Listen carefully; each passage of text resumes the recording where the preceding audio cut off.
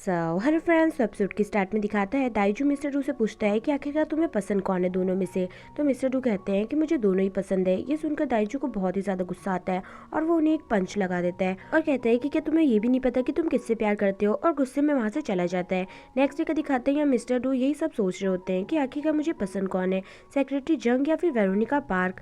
Next दिन दिखाता है जहाँ इंस्पेक्टर सारी इन्फॉर्मेशन कलेक्ट करने के बाद मिस्टर डू को बताते हैं कि आपका ड्राइवर ही वही इंसान है जिसने आप पर उस दिन अटैक किया था। ये सुनकर मिस्टर डू कम्प्लीटली शॉक्ड होते हैं और फिर ऑफिस आकर उसी फाइल को देखते हैं जो जंग ने उन्हें बताई थी, जिसमें दाइजू का नाम आता है। और इसके बाद वो दाइजू पर भी डाउट करने लगते हैं।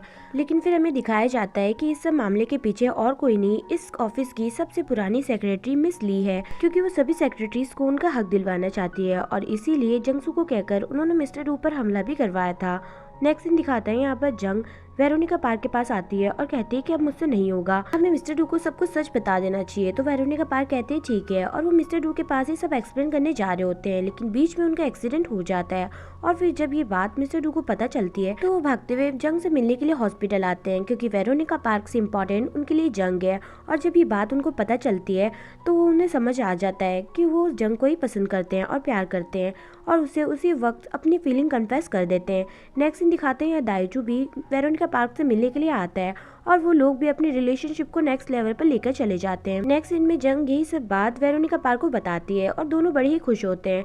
नेक्स्ट डे का दिखाता है यहाँ पर मिस्टर डू वेरोनिका पार्क से मिलने के लिए आते हैं और उनसे मिलने के बाद उन्हें समझ आ जाता है कि ये वो वेरोनिका पार्क नहीं है जिसे वो मिले थे, और उनकी सारी हरकतें देखकर उन्हें समझ आ जाता है कि इतने टाइम से जिसे वो मिल रहे थे वो और कोई नहीं जंग ही थी, जिससे उनका दिल पूरी तरीके से टूट जाता है और फिर वो जंग को फायर भी कर देते हैं। इसके बाद जब मिस्टर डू को मिस ली के बारे में सब कुछ पता चलता है तो वो फिर से दाइजू पर ट्रस्ट करने लगते हैं और दाइजू भी यहाँ कहने लगता है कि जंग भी तुम्हें बहुत पसंद करती है। ये सुनकर मिस्टर डू रोने लगते हैं। नेक्स्ट डे का दिखाता है यहाँ पर वेरोनिका पार्क मिस्टर डू से मिलने के लिए आती है और सभी कुछ चीजें एक्सप्लेन करती है और कहती है कि जंग तुमसे बहुत प्यार करती है।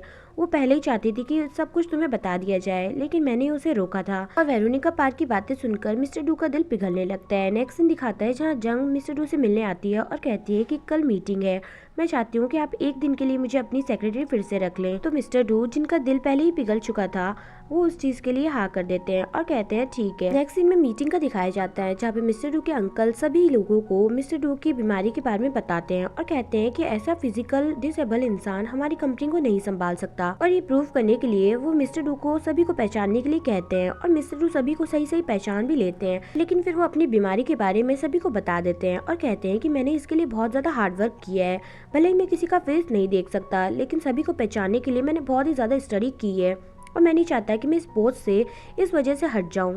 तभी मिस्टर डू के अंकल कहते हैं कि ठीक है, फिर वोट हो जाए कि तुम इसके लिए क्वालिफाइड हो कि नहीं, और इसमें मिस्टर डू को एक वोट कम आता है। तभी जंग फटाफट से दाइजू को यहाँ पर लेकर आ जाती है और दाइजू भी मिस्टर डू को वोट करता है और कहता है कि मेरी तरफ से मिस्टर डू क्वालिफाइड है। नेक्स्ट सीन में दिखाता है मिस्टर डू जंग को लास्ट फेयरवेल देने के लिए उसे लंच पे बुलाते हैं, लेकिन जैसे ही जंग यहाँ पर आती है उसे देखकर मिस्टर डू सब कुछ भूल जाते हैं और उसे हक कर लेते हैं और कहते हैं कि आज के बाद तुम मेरे साथ ऐसा कभी भी मत करना। और दोनों एक दूसरे को आई लव यू बोलते हैं और दोनों की हैप्पी लाइफ स्टार्ट हो जाती है। नेक्स्ट सीन दिखाता है जहाँ मिस ली मिस्टर डू के सामने अपना कन्फेशन करती है और सभी चीजें बताती है और माफी मांगती है, जिसके बाद मिस्टर डू मीटिंग वाले दिन दाइजू को प्रेसिडेंट की पोस्ट दे देते हैं और साथ ही सभी एम्प्लॉयज को भी परमानेंट कर देते हैं, जिसके बाद सभी लोग बहुत ही ज्यादा खुश होते हैं।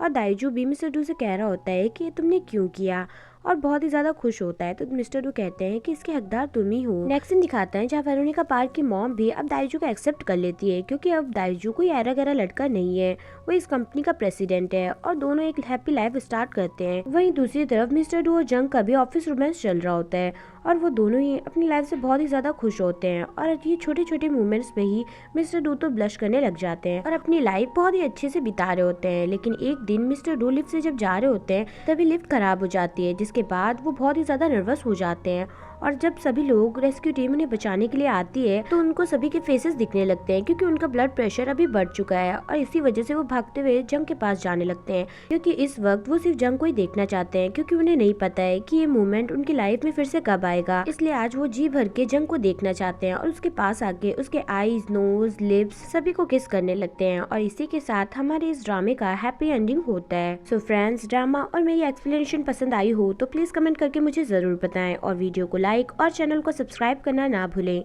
जिससे कि लेटेस्ट अपडेट्स आपको मिलती रहें। सो कीप वॉचिंग, ख्याल रखिएगा। Bye bye.